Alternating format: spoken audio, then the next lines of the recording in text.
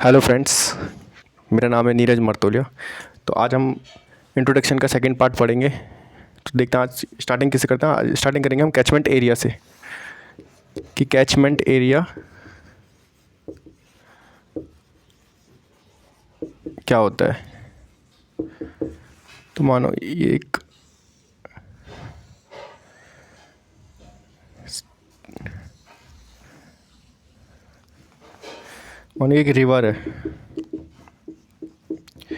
River है या stream है। तो यहाँ से पानी जो रन ऑफ हो रहा है वो कंट्रीब्यूट कर रहा है इस पर्टिकुलर रिवर या स्ट्रीम में। ठीक है, पर्टिकुलर रिवर या स्ट्रीम में कंट्रीब्यूट कर रहा है। और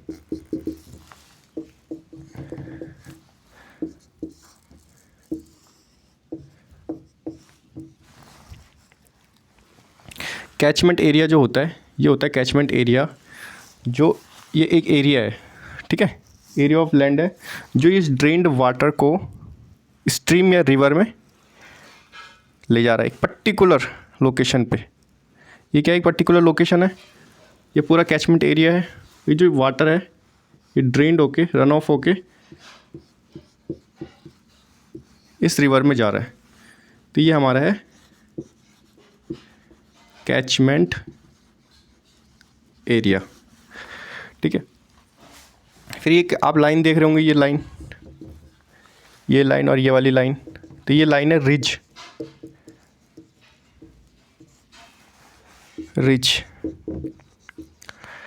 इसी रिज लाइन को यूएसए में डिवाइड के नाम से जानते हैं। ठीक है, और जो ये कैचमेंट एरिया है, इस कैचमेंट एरिया को यूएसए में वाटरशेड के नाम से जानते हैं। ठीक है, जो ये रिज लाइन है ये कैचमेंट एरिया को अलग करती है। जैसे मानो कि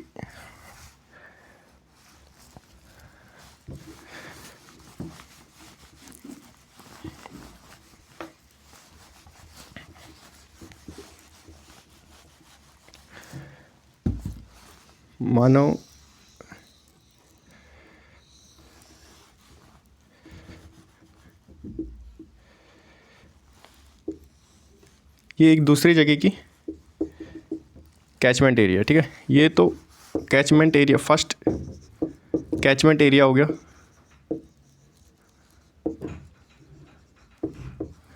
और ये क्या हो जाएगा, सेकंड कैचमेंट एरिया। यहाँ से पानी एक पर्टिकुलर लोकेशन पे जा रहा होगा। तो ये जो रिज लाइन है जिसको यूएसए में डिवाइड बोलते हैं, ये इन दोनों कैचमेंट एरिया को अलग अलग करते हैं। क्योंकि जो यहाँ से पानी आ रहा होगा वो केवल इसी पर्टिकुलर लोकेशन पर अपना पानी जमा करेगा या पहुँचाएगा यहाँ तक। वैसे ही जो दूसरा वाला कैचमेंट एरिया, उसका भी जो ये वाटर है, ड्रेन वाटर, ये पर्टिकुलर लोकेशन पे जाएगा। ठीक है, इसको बोलते हैं हम रिज। फिर उसके बाद आगे आता है हमारे पास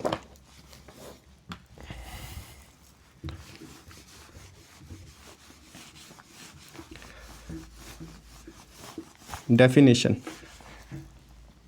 क्या है। तो सबसे पहले लिखो catchment area.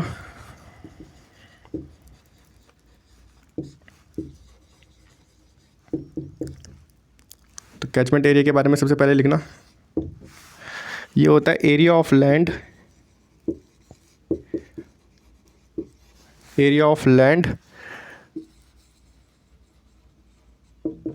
Drainage into a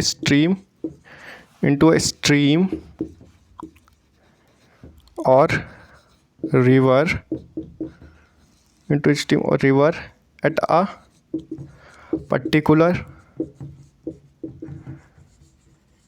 a particular location is known as catchment area. ठीक है, मानो कि जैसे तो जो ये पानी आ रहा है ये एक पर्टिकुलर लोकेशन पे ही जाके मिल रहा है रिवर या स्ट्रीम से। तो जो ये यहाँ से लेके यहाँ तक है ये इसका कैचमेंट एरिया है। ठीक है, उसके बाद सेकंड पॉइंट लिखना,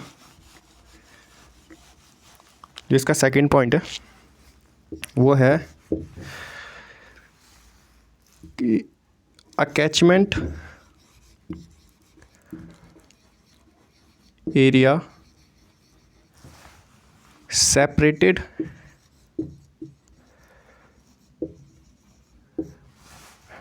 from its nearby area by a ridge इसको is also called divide in USA। ठीक है, जैसे मानो ये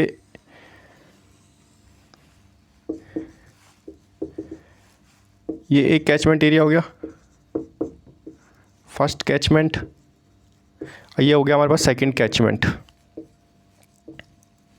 तो जो इन दोनों को डिवाइड कर रहा है तो ये हमारा है रिच। ठीक है, उसके बाद आता है हमारे पास एक रिटेंशन टाइम। क्या होता है?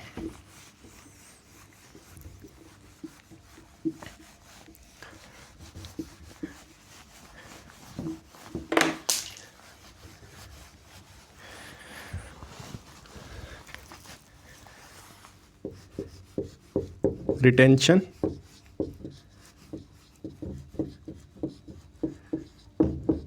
टाइम क्या होता है? तो रिटेंशन टाइम ये होता है, जो वाटर के मॉलिक्यूल्स होते हैं ना, जैसे मानो ये वाटर के मॉलिक्यूल्स हैं, तो ये एक फेज से दूसरे फेज में, एक फेज से दूसरे फेज में जाने के लिए जो टाइम लेते हैं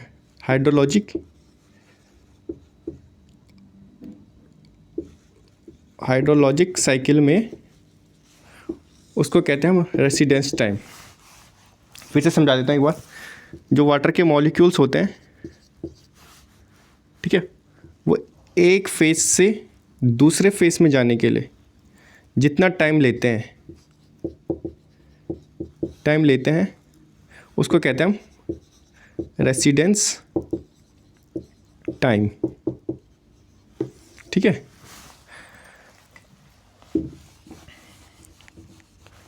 इसका एक लिखा देता हूँ आपको लिखा देता हूँ इसके आगे।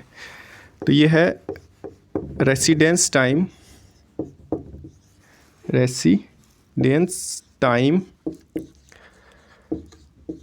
is equals to volume of water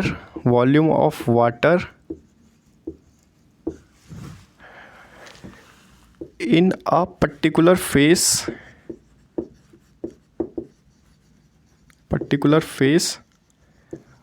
upon average flow rate in that phase।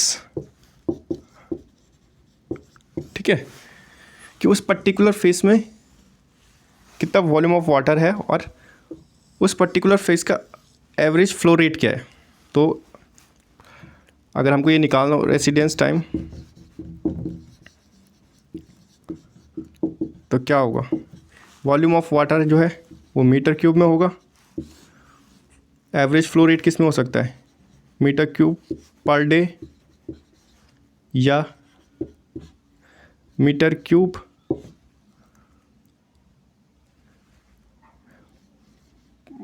पर day per hour, metre cube per hour, या फिर मीटर क्यूब पर मिनट। तो क्या होगा, मीटर क्यूब से मीटर क्यूब कैंसिल हो जाएगा। तो जो रेसिडेंस टाइम आएगा या तो वो डे में आएगा, आवर में आएगा, मिनट में आएगा, या फिर सेकंड में आ जाएगा। ठीक है, फिर उसके बाद आगे बढ़ते हैं हम।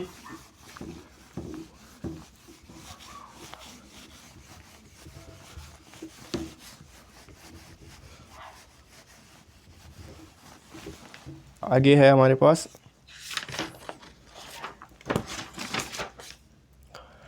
हम पढ़ते हैं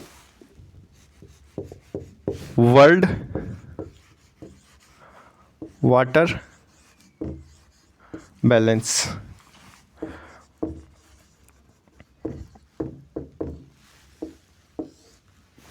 ये है वर्ल्ड वाटर बैलेंस। तो वर्ल्ड वाटर बैलेंस में देख रहे हैं जो टोटल वाटर है वर्ल्ड में वो कितना है, वो है 1386 मिलियन क्यूबिक किलोमीटर्स। ठीक है, ये है टोटल वाटर। अब क्या है, इसका जो 96.5% है वो क्या है, सलाइन वाटर।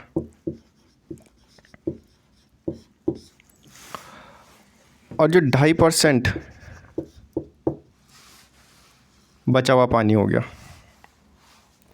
ठीक है, 96.5 सलाइन वाटर हो गया, बाकी 2.5% बचा हुआ पानी हो गया। ठीक है, ये हो गया 96, ये तो समुद्र में मिला सलाइन वाटर हो गया।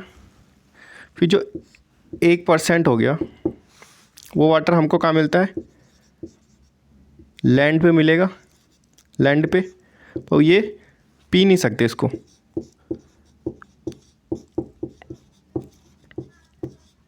ठीक है, टोटल वाटर है वर्ल्ड में 1386 मिलियन क्यूबिक किलोमीटर्स। उसमें से 96.5 सलाइन वाटर हो गया, 1% वाटर जो लैंड पे है पर उसको हम पी नहीं सकते, बाकी बचा 2.5%। इसका 2.5% कितना आएगा, इसका 2.5% हो जाएगा, इसका 2.5% हो जाएगा 35 मिलियन किलोमीटर क्यूब। ठीक है, तो ये टोटल कितना हो गया 96.5, 1 को प्लस 97.5% वाटर जो है हम पी नहीं सकते। फिर फर्दर इसको डिवाइड करते हैं, इसमें भी जो 2.5% में भी जो वाटर है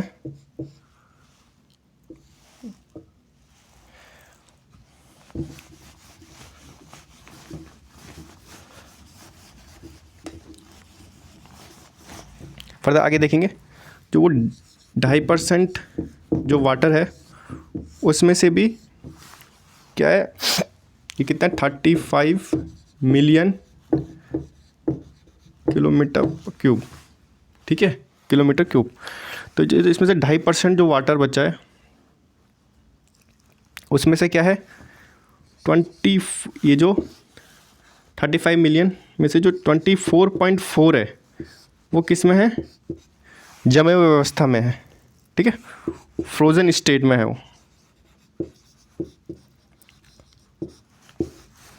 जो बाकी का जो 10.6 मिलियन किलोमीटर क्यूब जो ये वाटर है ये पीने के लिए अवेलेबल है।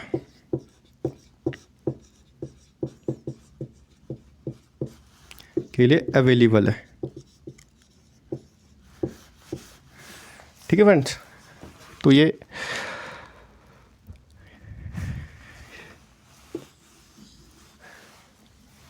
वन 1386 मिलियन क्यूबिक किलोमीटर में से सिर्फ इतना सा पानी 10.6 पीने के लिए। इसीलिए कहते हैं कि पानी को बचाना चाहिए, पानी को खर्च कम करना चाहिए, क्योंकि ये इतना सही है 10.6। बाकी 24.4 फ्रोजन स्टेट में है, बाकी 97.5 सलाइन वाटर है। अब आपने देखा होगा जैसे दुबई वुबई में डिसैलिनेशन करते हैं, तो वो क्या करते हैं, समुद्र के पानी को डिसैलिनेशन से पीने योग्य बना रहे हैं आप, ठीक है। पर इंडिया में ऐसा नहीं कर सकते, क्योंकि इंडिया की एक तो ग्रोथ बहुत ज़्यादा है, ठीक है। फिर ये इकोनॉमिकल नहीं होगा, क्योंकि इसमें पैसे बहुत लग जाएंगे, इसमें बहुत पैसे लग जाते हैं, इसलिए इंडिया में ये नहीं यूज़ कर सकते। तो इसलिए हमें पानी बचाना चाहिए। तो फिर इसके आगे चलते हैं आप थोड़ा। इसके बाद आता है वाटर बजट इक्वेशन।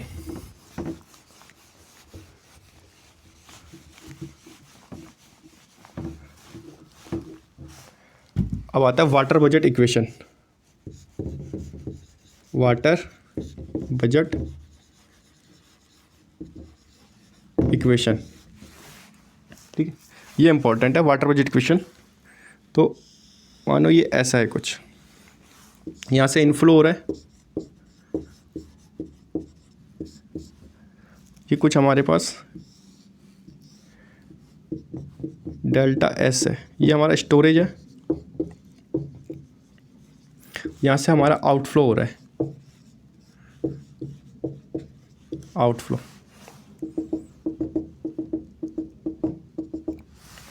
तो क्या होगा, अगर एक एग्जांपल के तौर पे दूं,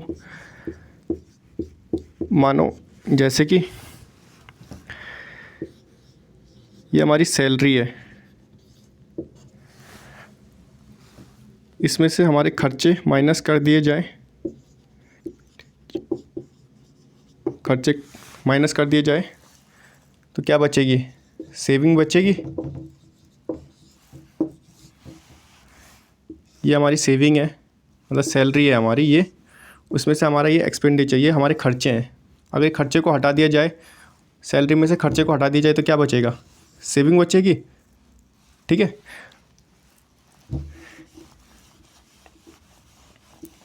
जैसे कि मान लो अगर हमारा इनफ्लो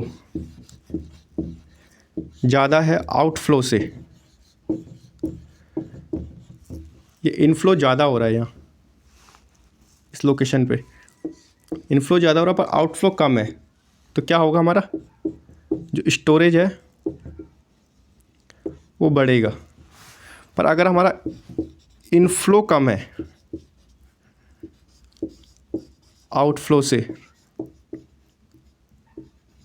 तो हमारे जो स्टोरेज है वो कम हो जाएगी। इनफ्लो कम हो रहा है पर आउटफ्लो ज़्यादा हो रहा है, तो ये क्या हो जाएगा, स्टोरेज हमारी कम हो जाएगी, ठीक है।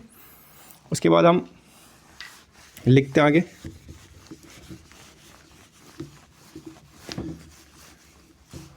उसके बाद लिखते हैं हम for a catchment area at any time delta T, delta T. तो क्या होगा इसका, mass of inflow water minus mass of outflow water is equals to change in storage, ठीक है। डेल्टा इसीलिए लगाते हैं, डेल्टा का मतलब ही तो है चेंज, कितना चेंज हो गया, ठीक है, ये हो गया। फिर उसके बाद अगर सपोज करो डेंसिटी ऑफ इनफ्लो आउटफ्लो और स्टोरेज की सेम है, ठीक है, डेंसिटी इनफ्लो आउटफ्लो और स्टोरेज की सेम है, ठीक है, मतलब कांस्टेंट है, कांस्टेंट है। तब हम इसको वॉल्यूम के टर्म्स में लिखेंगे। वॉल्यूम के टर्म्स में कैसे लिखेंगे? वॉल्यूम ऑफ इनफ्लो वाटर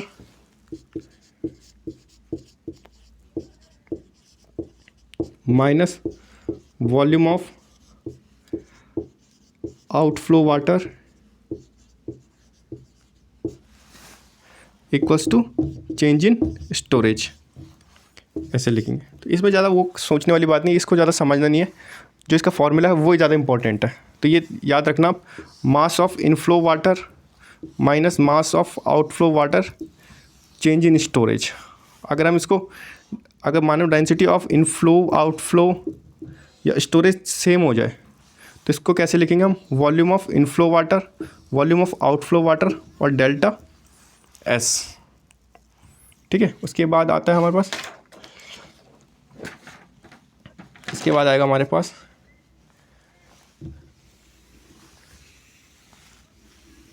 इसका एक फॉर्मूला है, वो क्या है? I minus O equals to delta S. तो ये क्या हमारा, ये इनफ्लो है, ये हमारा आउटफ्लो है,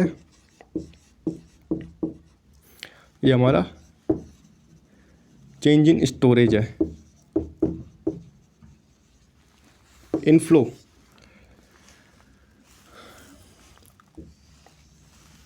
तो यहाँ कौन सी चीज़ इनफ्लो हो रही है? इससे प्रेसिपिटेशन ही होगी।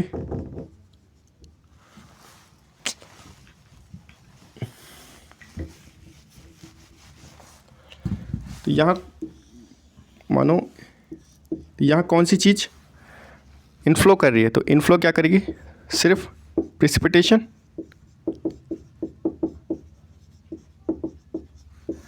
जैसे रेनफॉल हो गया, स्नो हो गया, ड्रिजल हो गया, हेल हो गया, इनके फॉर्म में प्रेसिपिटेशन होगी। और जो आउटफ्लो है, आउटफ्लो में क्या क्या हो सकते हैं?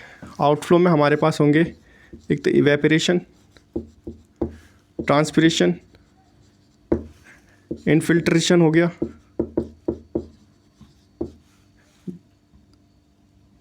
ये सब होता है। रन ऑफ है हमारे पास, सॉरी रन ऑफ भी हो जाएगा, जो ग्राउंड वाटर में पानी चला जाता है वो भी हमारा आउटफ्लो ही माना जाएगा। ठीक है, फिर इसको एक दूसरे इस टर्म में लिखते हैं। इसको लिखेंगे हम I minus O delta S.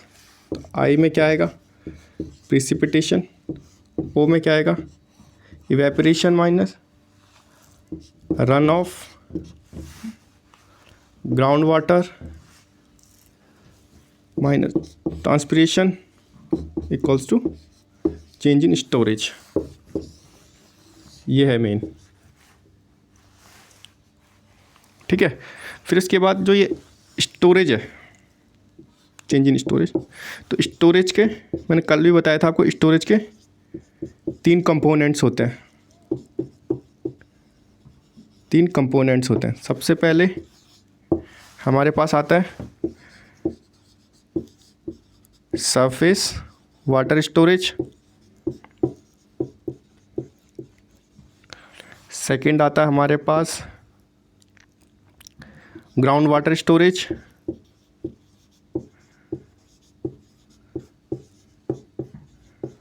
और एक और आता है हमारे पास सॉइल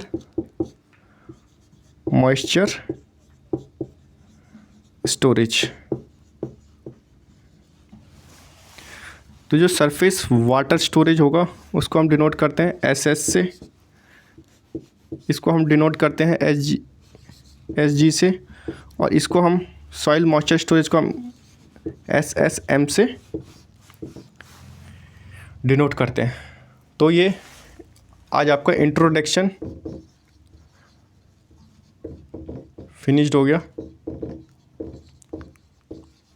इसमें एक याद रखने वाली चीज़ ये है, और बाकी के जो भी उनके रेन साइज वाइज होती है वो बाद में वाले जब चैप्टर आएंगे उसमें मैं बता दूंगा आपको। ठीक है, तो कल हम चैप्टर 2 स्टार्ट करेंगे, जिसका नाम है प्रिसिपिटेशन एंड मेज़रमेंट। ठीक है, इसमें हम प्रिसिपिटेशन के टाइप्स पढ़ेंगे,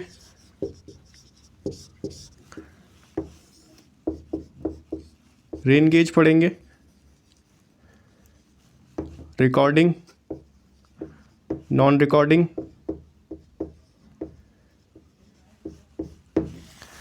तो ये है। तो फ्रेंड इसको याद रख लेना, P minus E minus R minus J minus T minus delta S. P से प्रिसिपिटेशन, क्योंकि ये इनफ्लो है इसलिए इसको पॉजिटिव में लिया गया। बाकी ये सब कुछ क्या आउटफ्लो है, इवेपोरेशन आउटफ्लो है, रन ऑफ आउटफ्लो है, ग्राउंड वाटर आउटफ्लो है, ट्रांसपिरेशन आउटफ्लो है। इन सब से क्या हो रहा है, चेंज इन स्टोरेज में चेंजेस आ रहे हैं। ठीक है, तो ये मैंने बता दिया आपको। जब इंट्रोडक्शन फिनिश्ड हो गया, कल हम पढ़ेंगे प्रिसिपिटेशन एंड मेजरमेंट। उसमें पढ़ेंगे सबसे पहले प्रिसिपिटेशन के टाइप क्या क्या होते हैं, जैसे ओरोग्राफिक हो गया, फ्रंटियल हो गया, कन्वेक्टिव हो गया, साइक्लोनिक हो गया। ये प्रिसिपिटेशन के टाइप है। फिर रिकॉर्डिंग में आ गया non recording, Simon rain gauge, बाकी यहाँ पे टिपिंग बकेट वाला हो गया। तो ये सब कल पढ़ेंगे आप। ठीक है फ्रेंड, थैंक यू फ्रेंड। अगर आपको वीडियो अच्छी लगे तो लाइक करना या सब्सक्राइब करना चैनल को, और शेयर भी ज़रूर करना। बाकी थैंक यू फ्रेंड।